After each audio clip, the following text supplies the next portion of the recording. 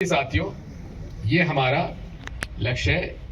हमें ईवीएम के वीवीपैट पर भरोसा नहीं है।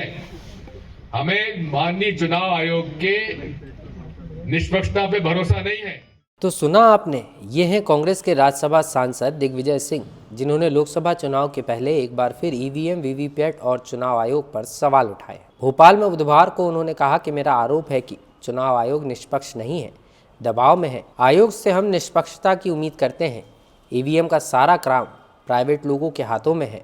जब सॉफ्टवेयर ही सब करता है तो वही तय करेगा कि सरकार किसकी बनेगी। क्या कहा दिग्विजय सिंह ने, ये भी आपको सुनाएंगे, लेकिन पहले ये देखिए दिग्विजय सिंह ने IITN अतुल पटेल के माध्यम से ईवीएम में गड़बड़ी का डेमो कैसे दिया। लाइट हुई 60 सेकंड के लिए और दिखी पर्ची केले की, दिखी सबको, देख लिया ना। अभी ये मैंने डब्बा बंद कर दिया। लाइट बंद होने के बाद क्या होता है वो आप देखना।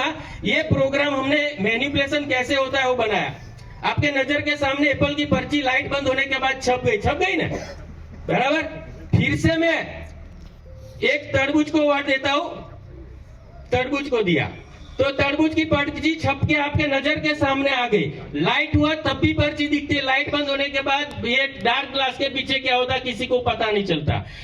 इस दौरान ईवीएम में 10 वोट डाले गए। उन्होंने बताया कि 2017 में वीवीपैट का ग्लास बदल दिया गया था। वोट डालने के बाद 7 सेकंड के लिए वीवीपैट में लाइट जलती है, वोटर पर्ची देखकर चला जाता है। IITN अतुल पटेल ने मशीन की गड़बड़ी को दिखाने के लिए एक चिन्ह तरबूज को 2 वोट डाले। पहला तरबूज की पर्ची वीवीपैट में दिखी, दूसरा वोट तरबूज का बटन दबाने के बावजूद सेब की पर्ची प्रिंट हुई।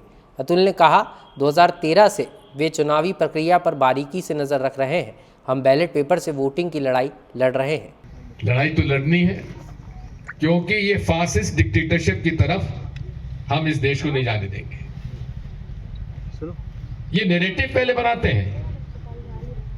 नैरेटिव हमारे यहाँ क्या बना, 2019 में क्या बना, पुलवामा पुलवामा पुलवामा। जबकि मोदी जी ने कहा कि पुलवामा के शहीदों के लिए बटन दबाओ फूल पे, कहा था नहीं कहा था। हमारे मामा ने क्या कहा था, अरे लाडली बहनों के मत के लिए आप वोट दो भाजपा को, कहा था नहीं कहा था। और अब क्या कह रहे हैं, रामलला आए।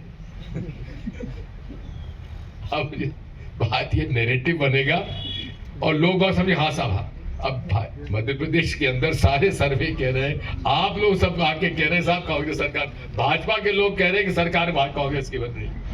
कांग्रेस सांसद दिग्विजय सिंह यही नहीं रुके। उन्होंने कहा कि इसको लेकर मेरी ही पार्टी मुझ पर विश्वास नहीं करती है और मुझे ईवीएम के मुद्दे पर मेरी पार्टी को समझाने में थोड़ा समय लग गया कि ईवीएम को कैसे हैक किया जा सकता है।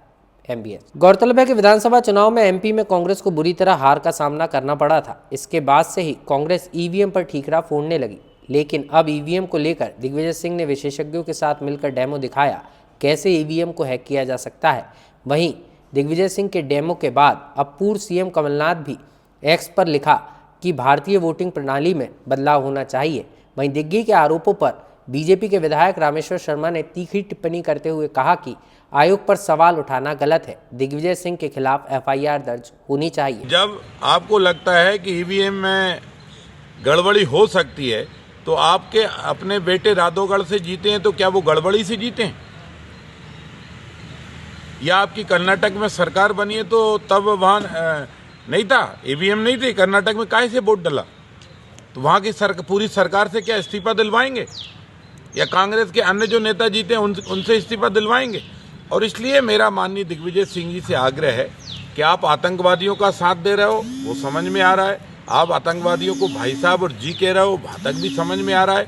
लेकिन अब आप तो भारत की न्यायपालिका, भारत की निर्वाचन एजेंसी, सबको ही बदनाम कर रहे हो, CBI, सभी कोई भारत के लोकतंत्र को एक तरह से नए सिरे से आप खतरे में डालने की कोशिश कर रहे हो। इसलिए फिर कहना है कि राजनीतिक स्वार्थ के वशीभूत होकर भारत के लोकतंत्र को और भारत के निर्वाचन आयोग को चैलेंज नहीं करना चाहिए। और निर्वाचन आयोग से आग्रह है मेरा कि दिग्विजय सिंह जी के खिलाफ FIR दर्ज करनी चाहिए। जो भी हो, लेकिन इससे ये तो साफ है कि लोकसभा चुनाव के पहले ईवीएम को लेकर किए गए पूर्व CM दिग्विजय सिंह के खुलासे के बाद अब इसको लेकर सियासत में उपजा सियासी बवाल अब थमने वाला नहीं है। लोकमत के लिए भोपाल से आकाश सेन की रिपोर्ट।